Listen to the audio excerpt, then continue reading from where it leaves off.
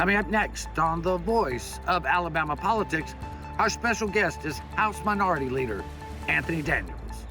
Also, Mo Brooks is making big bucks off of Biden's energy policies. And anti-vax mandates? Anyone?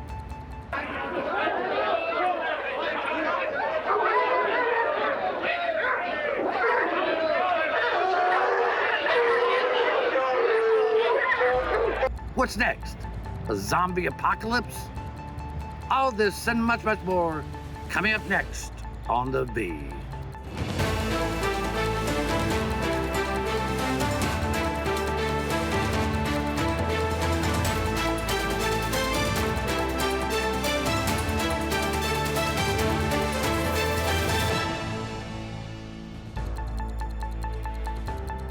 Welcome to The Voice of Alabama Politics, where we tackle the tough issues so you have the hard facts. I'm your host, Bill Britt, and today I'm joined by Susan Britt, research guru extraordinaire, and Josh Moon, columnist and investigative reporter with APR. Welcome.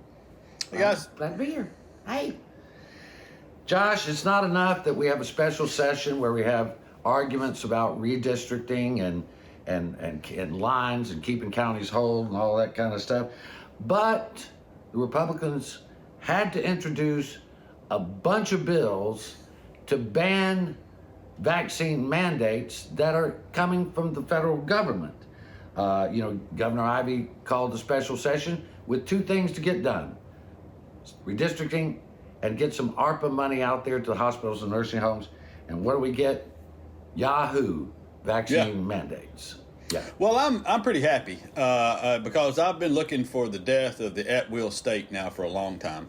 The at-will work state. And I think that's what we're in the process of, because no longer do employers get to make the decisions on who they hire and fire and when they can hire and fire them.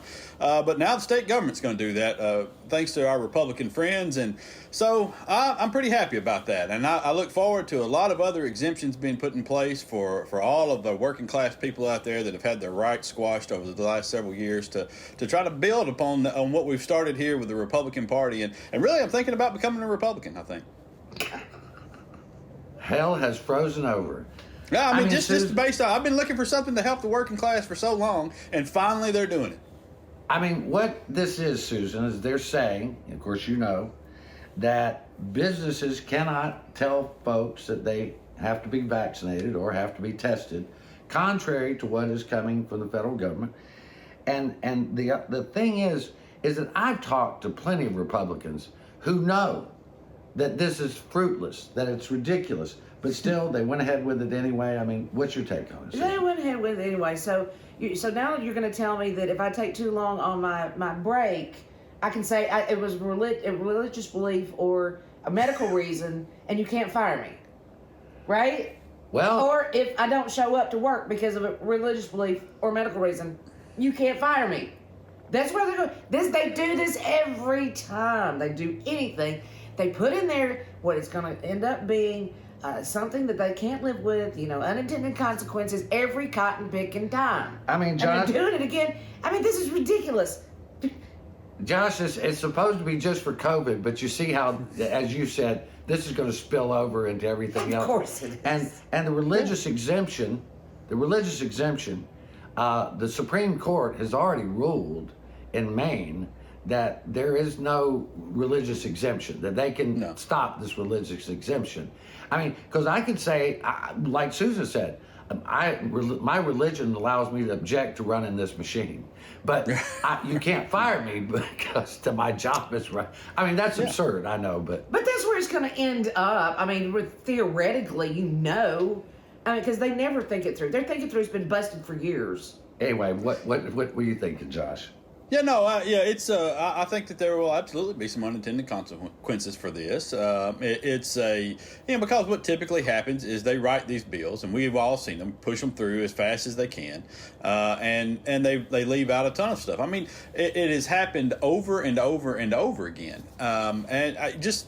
I was thinking the other day about some of the things that they've done in the last few years. They essentially made it to where you can't do anything anymore without checking with an attorney. and the attorneys are smarter than them, and so that's what happens. Is the smart people get into a room and they dissect the ignorance that has come out of the legislature, and then they have to come back to the legislature and fix what they've done before.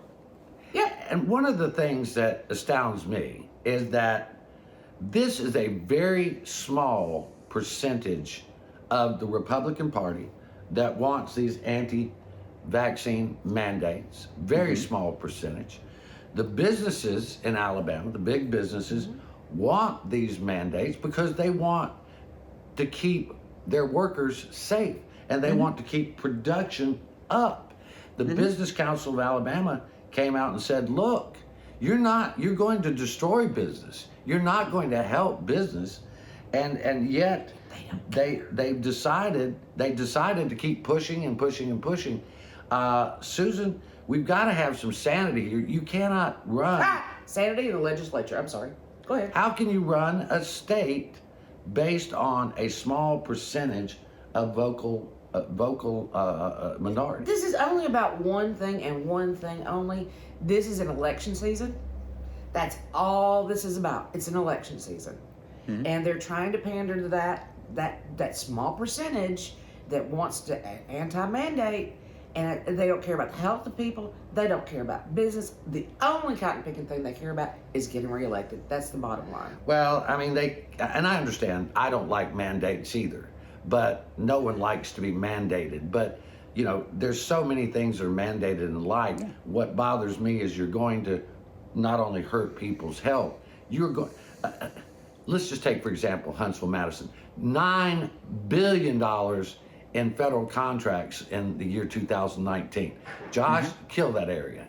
Yeah, it would. I mean, well, look, here's the thing is you're right about the mandates. We all are mandated, and we're all mandated to get vaccines. And, you know, that's how we all went to school, was that's how people go to other jobs. That's how people work for the federal government, or for the state government, for that matter, is you're mandated to get certain vaccines and have certain vaccinations. The difference is that they told you to do it when you were a child. So it's good for children, not so much for adults, you know. Well, I want to move on to one other thing here before we only got about a minute.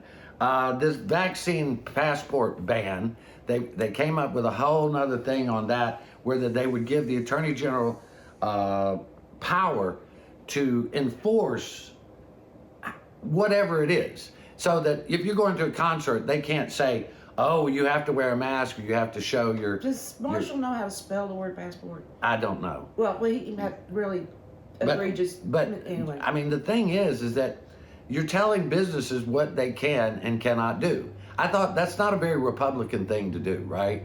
You're telling businesses they can't protect their customers and their workers. Well, I mean, the idea that you can't tell people who can and can't come out in and out of your store, especially when you're literally trying to protect your customers and your employees from a deadly virus that's killed 750,000 Americans. 750,000 Americans have died from this virus in less than 2 years. So, you know, maybe some of this stuff should be taken a bit more seriously by people. But isn't that a mandate, technically? You're telling businesses... They can't, but now we want an anti-mandate, and I'm a little confused. Well, we're going to have to stay confused right now. You're watching The V, the voice of Alabama politics. We'll be right back.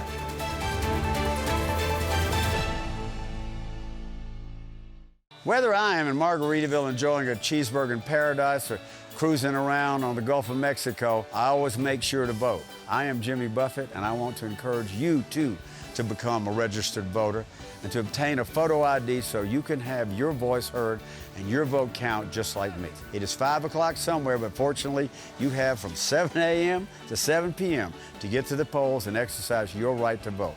Keep making a difference for Alabama.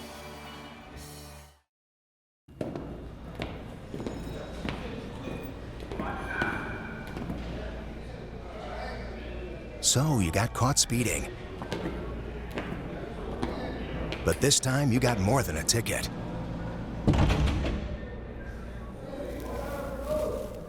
What are you in for? Vehicular homicide. Stop speeding before speeding stops you. Drive safe, Alabama. A message from your Alabama Department of Transportation.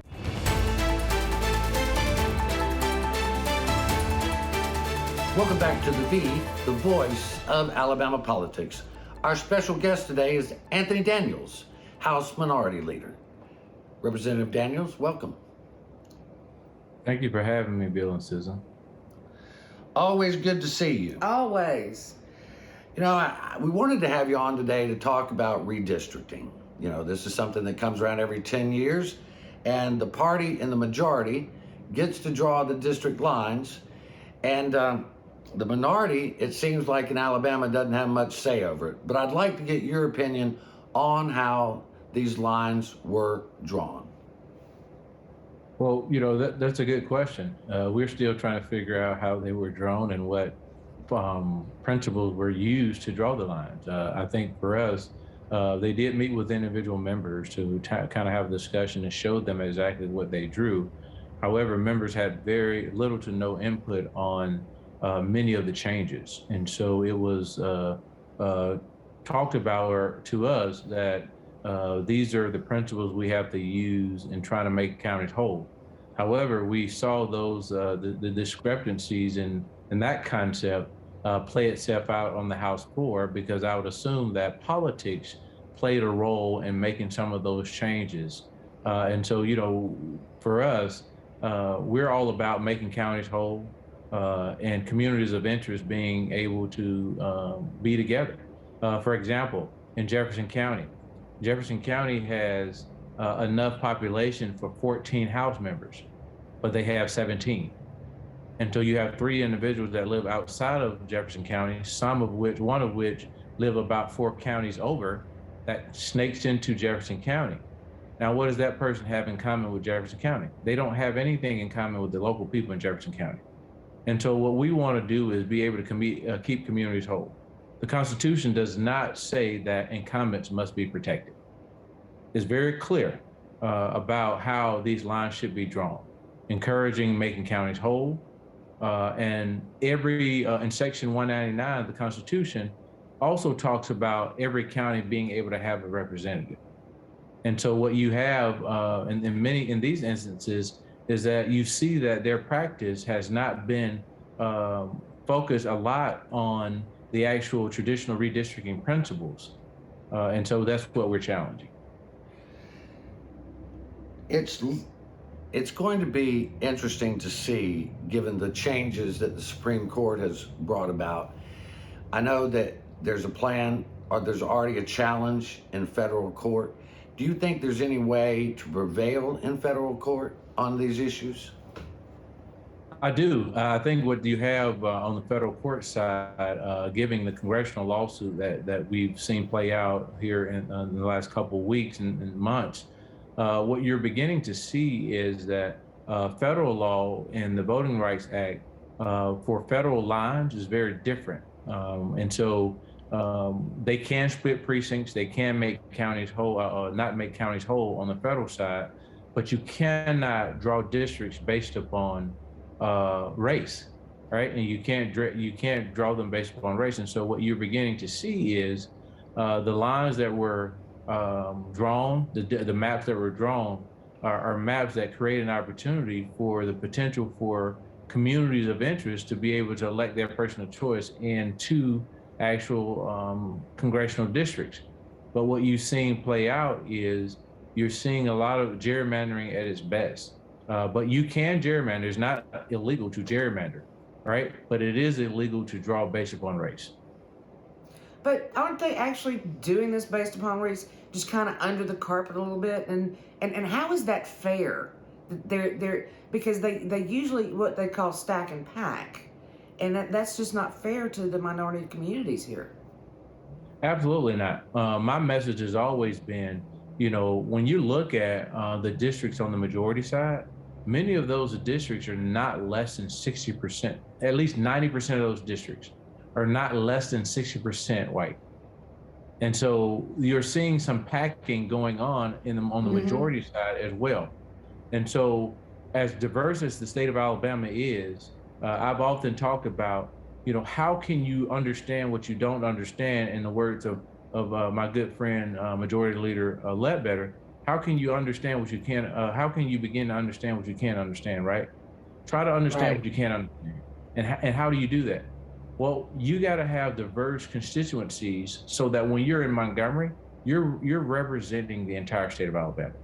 You're representing the different races and classes of people and different interests. But we're not seeing that play out. We're seeing lines being drawn based upon the safety net of an incumbent, which is so unfortunate. Yeah, and we hear a lot of our folks talk about term limits and all that, but we don't see it in practice. And when you draw districts lines that are basically incumbent security lines, again, I go back to the question Susan asked, how is this fair, not only to the districts, but to the communities, keeping them whole? I mean, John Adams, one of the founding fathers, said that the district should represent the whole. It should be like a miniature picture of the whole folks that it's representing. We don't have that in Alabama. There is not, that those districts don't. I mean, Jefferson County, like you talked about, is just appalling, but they're afraid of losing Jefferson County as a Republican stronghold. Split into 7 districts, for Pete's sake. I mean, how do you talk to folks and say, this is not fair? Well, it falls on deaf ears. I do think that in many instances, except for the exception being in Jefferson County, the Senate map does create more of an opportunity for making district whole, but counties whole, but the House map is not even close. And so we drew a map earlier in the week that we introduced, whereas the current map only was able to make about 26 counties whole, and we had a map that was able to draw 48, make 48 counties whole. 48 out of 67. Yeah. Yes.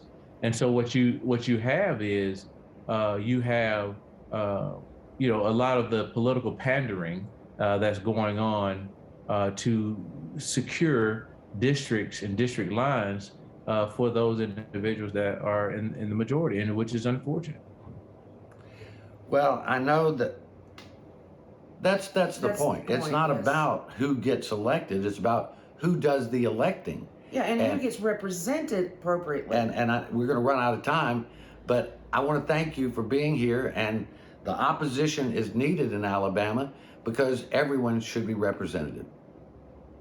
Absolutely. The days where politicians choose their constituents instead of their constituent choosing them, that's an example that's playing out of this map.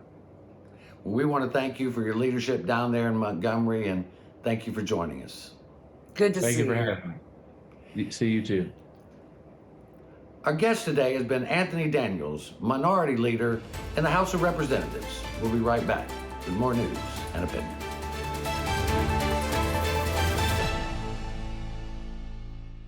You'll never guess what 400,000 people in the U.S. were using when they crashed their cars last year. No, not this. This. Distracted driving will kill you. Drive safe, Alabama. A message from your Alabama Department of Transportation. Whether I am in Margaritaville enjoying a cheeseburger in paradise or cruising around on the Gulf of Mexico, I always make sure to vote. I am Jimmy Buffett, and I want to encourage you, too, to become a registered voter and to obtain a photo ID so you can have your voice heard and your vote count just like me. It is 5 o'clock somewhere, but fortunately, you have from 7 a.m. to 7 p.m. to get to the polls and exercise your right to vote. Keep making a difference for Alabama.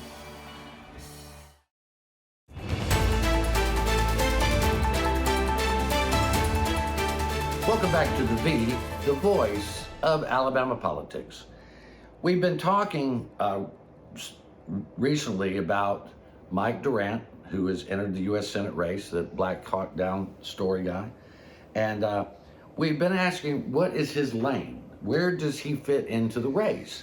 And I don't think we still have an answer for that. Mm-hmm. But the Alabama Daily News got a copy of his game plan, Susan, and they say he's running as a pro-Trump conservative. Right. But isn't everyone running as a pro-Trump conservative? Republican, absolutely they are. Now, and what we understand from the campaign, now he's not been real visible lately. He's not really going out and shaking hands and kissing babies and all of that. He's running some ads, apparently, but he's hiring some really powerful entities out of D.C. and surrounding areas it seems like it's pretty serious if he actually engages them. We don't have any evidence that he's actually engaged them yet, though. I mean, he's hired political consultants out of D.C., which they all do. Right. So he's serious about spending some money on it. The thing that we have seen is that he's gone after Mo Brooks, but the internal memos say that the person he has to go after at some point is Katie Britt. Yeah, I mean, I think it's a foregone conclusion for a lot of people there that Britt is going to ultimately, either be the front runner or one of those top two challengers there, pretty quickly. I think that all she really lacked was name recognition. She had a lot of people supporting her. She's got a lot of really good endorsements at this point.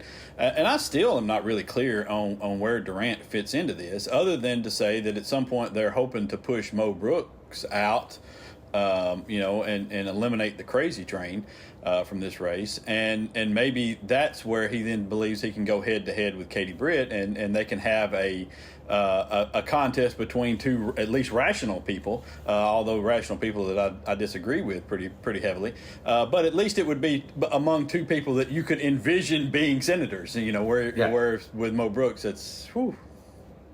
Well, they do have a complete game plan on going after Mo Brooks. We've seen that playing out. We haven't seen what they'll do with Katie Britt, other than they said they would call her an insider. Right. An insider meaning she's competent, right? Yeah. She knows what she's doing. I don't understand that the knocks on people like that. It just, that sort of insider stuff. I mean, so she's had a job. That's what you're having a problem with. I don't understand this thing in politics, because when I go to my auto mechanic, I want him to understand auto Have mechanics. Experience. Experience. When I go to my auto mechanic, I say, well, I need an outsider for my pancreas surgery. I want Joe to take out my pancreas because he's an outsider. And really, honest to God, it comes from people who have not really been around process. Yeah. If you've been around the process itself, even at the State House, you understand you got to have somebody with experience in the game, or you're totally lost. I think it comes a lot from people who are frustrated, everyday people who are kind of frustrated with the government that they don't think pays attention to them, and I get that part. But the problem is you do have to have that experience. It's nice to say I'm going to listen to the people and go up there, but if you don't know how in the hell to get the people's stuff done, then it doesn't matter to you. So what you're trying to find is somebody who is competent in that regard, somebody who will go up there and do what they say they'll do, and knows how to work the process and work with people from both sides of the aisle to get things done. I mean, we had that in Doug Jones. Doug Jones was a perfect example of somebody that would listen to people and then go and get stuff done, but we didn't care about him. So, well, again, we're not related to Katie Britt, although we know her and are fond of her. We want to see someone competent representing the state of Alabama. Yeah. That is a big deal. Josh, we had another report this past week on Mo Brooks. That man is a stock machine. Yeah. I mean, he was invested heavily in Pfizer, sold some stock and made some money. Mm-hmm. And this is a guy who has criticized the Biden administration's energy policies. He's criticized the Green New Deal. He's done all those things, yet he owns stock in Duke Energy and Dominion Energy, people that are profiting mightily off the so-called Green New Deal and the Biden liberal policies. How does that work out? It's I guess it's one thing to criticize publicly, but when you're talking about real dollars, he knows where to put the money, I guess. And listen, you look back at what he's invested in.